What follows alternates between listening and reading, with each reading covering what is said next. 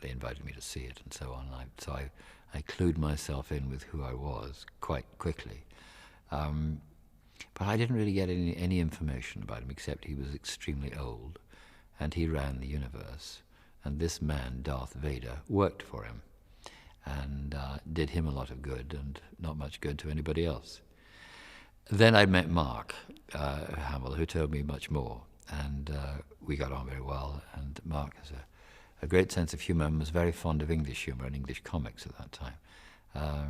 So everything started to relax, and it was great fun to work with him. But it was fairly obvious what was going on in terms of the scenes that I had, and I didn't have the full script.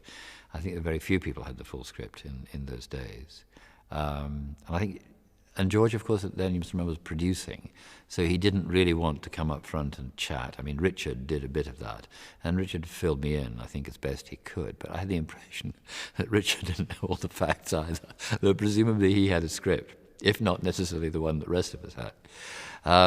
But again, it didn't really matter. As I say, the scenes were strong, the situation couldn't have been stronger, and the character was almost given to me by that face.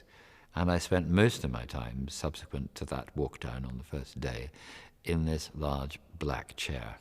And I was very old. And this voice that suddenly emerged from nowhere, I looked at the face and the voice followed. And I didn't think anyone had been paying particular attention to the voice. But one day Richard came up to me.